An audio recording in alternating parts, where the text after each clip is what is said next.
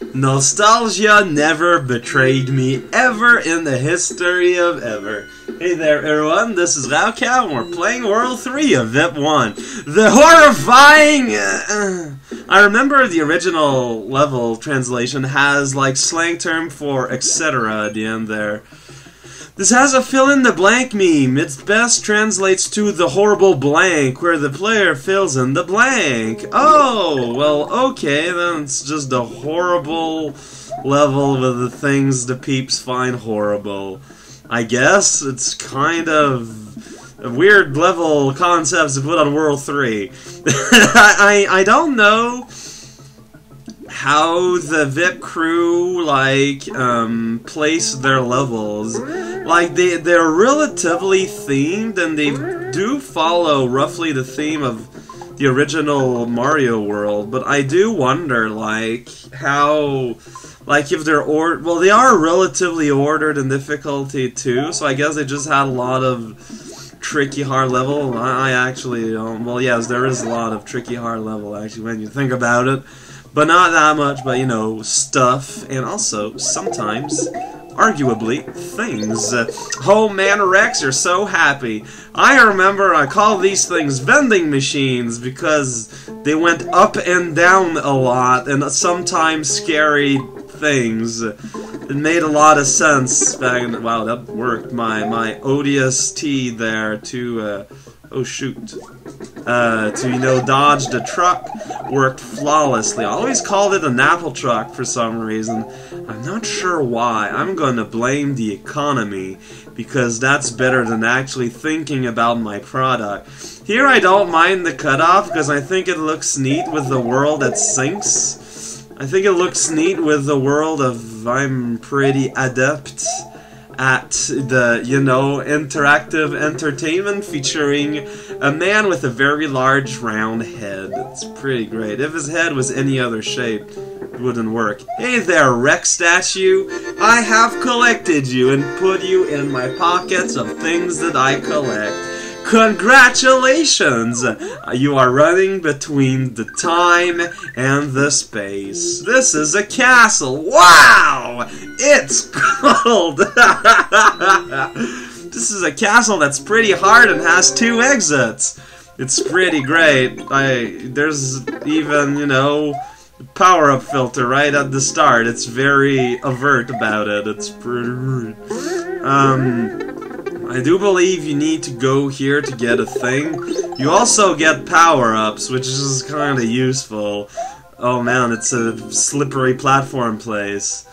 If you come small on this part, later will become very difficult. I agree, Mr. Textbox! I don't know why you feel the need to give me that as an advice. Guess the advice is don't be bad at the early part of the level, like don't do this, basically.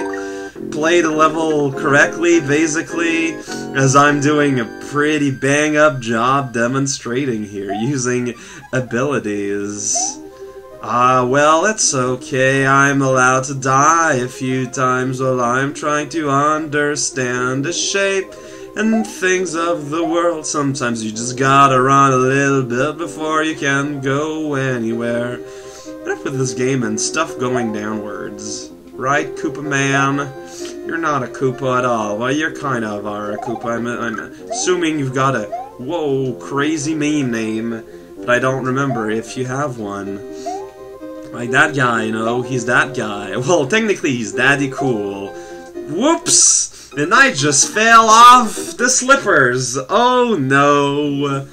Actually, I think you do this if you want the secret exit, but if you want just the normal exit, you don't need to go there, because basically you go down there to ultimately get a P-switch. But I think if you just do the level normally over here, where there's, you know, a saw and a rolling saw and a spinning saw, you know, because this is cold, everything is fairly slippery, including this giant piece of frozen bread I'm jumping on. That thing kind of makes an arrow, kind of, maybe, if you're really, really searching into finding symbolisms in your object. Hey there, saw, you were pretty well placed. So now what the hell? I guess it'd be simpler to do this so we can slip off the edge of the bread. That's obviously a good idea. I call it bread because of its shape and color. Wow, yeah, these are a lot easier if you screen the scroll. And that saw, man.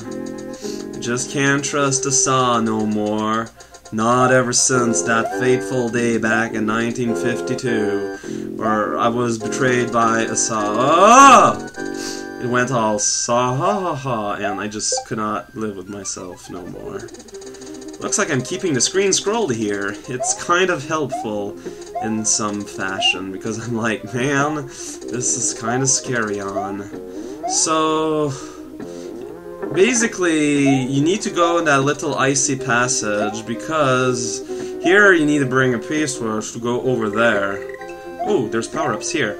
However, if you don't have a P-switch to go over there, there's still a bit of level on the underside, basically. And that's what we're gonna be doing first, because it's a bit easier, essentially. And by a bit easier, I mean tremendously so. Okay, see, because here it's just bricks, and it's thrips, and it's like everyone has a chance in life to being a toadstool. Oh, there, we got another ice tunnel. I kind of forgot about that part. Ice tunnels! That's pretty nice, Muzzle. I love the crazy shapes they have here. You know, like this kind of shape, like a thing. And there it's a semicircle, or a lemon wedge. And that one is shaped like, you know, a rectangle that has rounded edges, so it's kinda like a very long oval! Oh man, that's hilariton! Oh geez, follow the arrow and wish for a healthy death. Sounds like the best Wilma impersonation. With that said, I haven't watched the Flintstones in many centuries, so I may be wrong. Oh man, this is a nice tunnel, and you get to go on a ropey rope and go, oh man, the screen is, wow, I don't know how I managed to dodge that.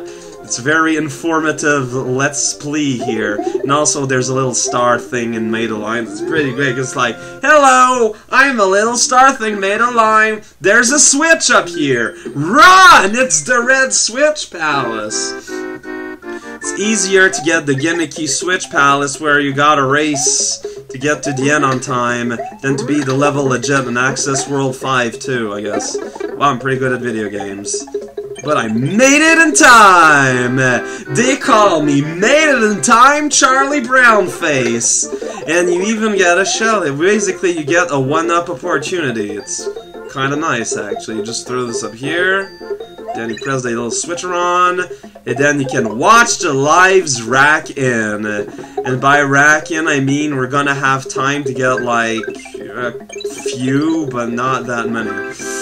But, you know, it's still better than nothing.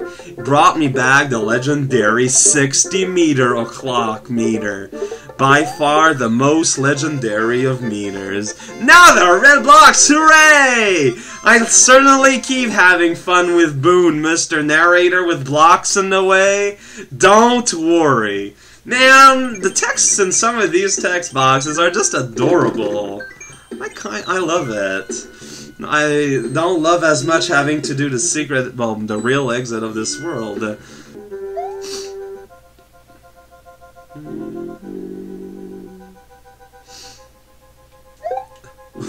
Okay, that counted. Okay, so it's not as bad as I initially thought they were. Maybe.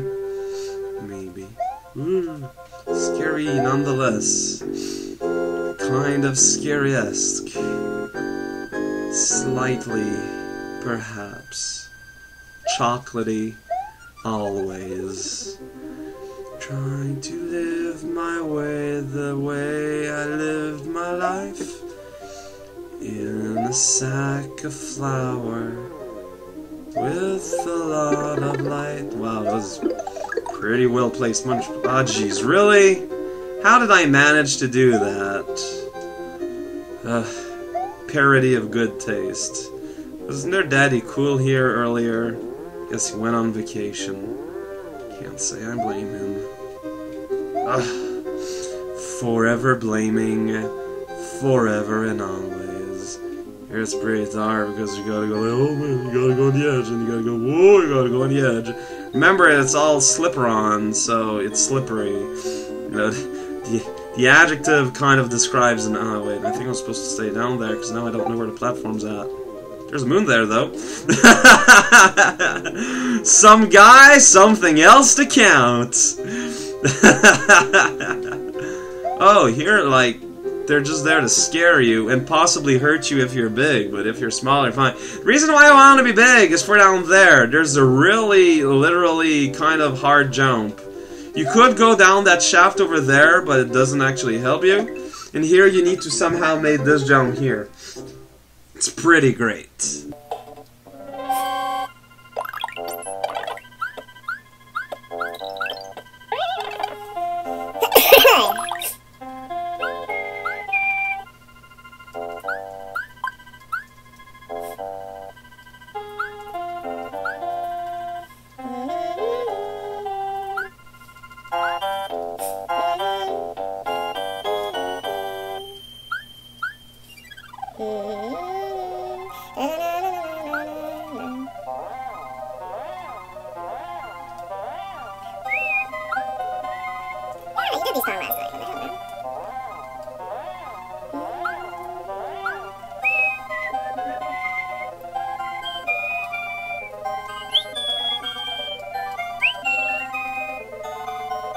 As I suspected, we have plenty of running space down here. Well, I have down the lions. Yes, it is. So here, just duck, panic, and quack. The duck, panic, quack concept. Forever emblazoned in my memories. Here is this part. That's... I have no idea how you're supposed to do this, honestly. And listening to reading the text above, I don't think the maker really knows either. But just because you made it to the P-switch doesn't mean the challenge is over. Oh, heck no. We still gotta do this part, and that includes the crazy part with the fences, with all the Koopas. If there's one place that's kind of easy to screw up and lose your kind of hard work getting this P-switch, it's there. Not gonna lie, I'm not quite exactly looking forward to the...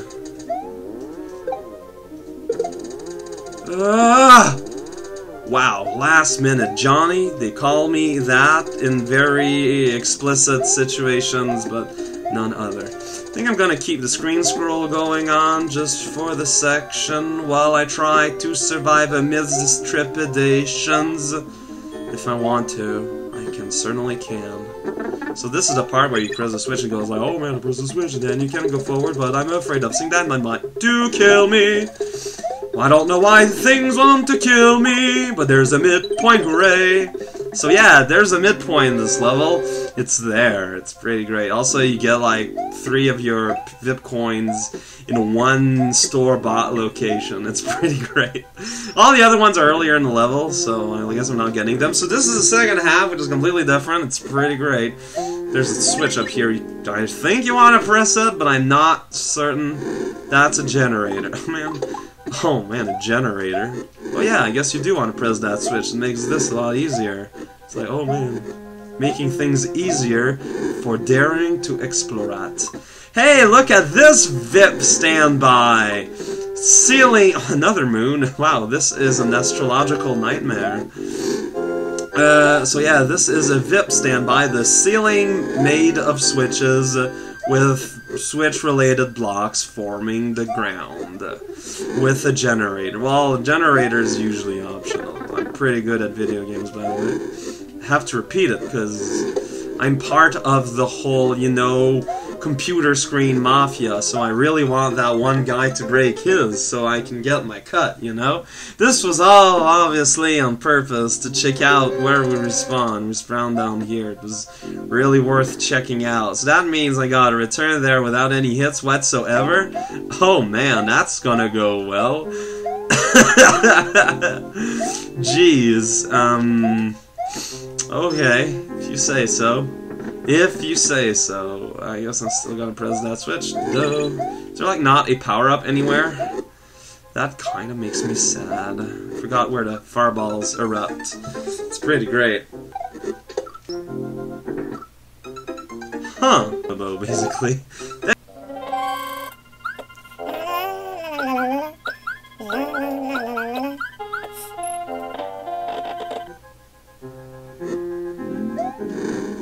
Oh, whoops, forgot to press the switch.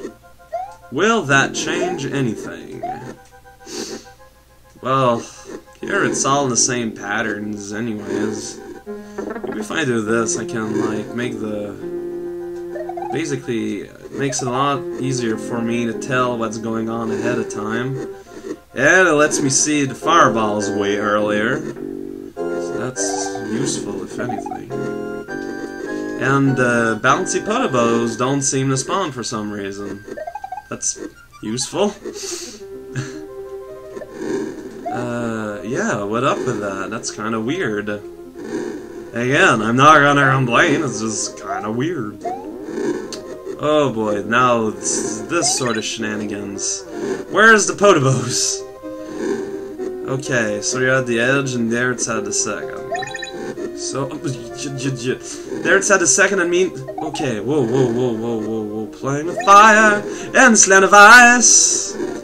Unthinkable. And here we're at, I guess there's only a little left after this. No, not what's that's it. Do not say words like that. Jeez, this is all sorts of whiskers. So, because of the arrangement of switches, I guess I won't be getting that power up. That's pretty sad. Fire is to be fought with itself! Why did I do it that way? One up. Oh man, I sure am Lucky Dan Bob. I forgot who's the boss. I'm afraid! It's Larry with friends. Oh, jeez. I don't want to die to Larry. Yay, I didn't die to Larry! And all because I didn't press the switch at the start, I guess. I don't have any evidence except this one anecdote, but that is plenty enough for me, apparently. Either Castle, you're out of my face.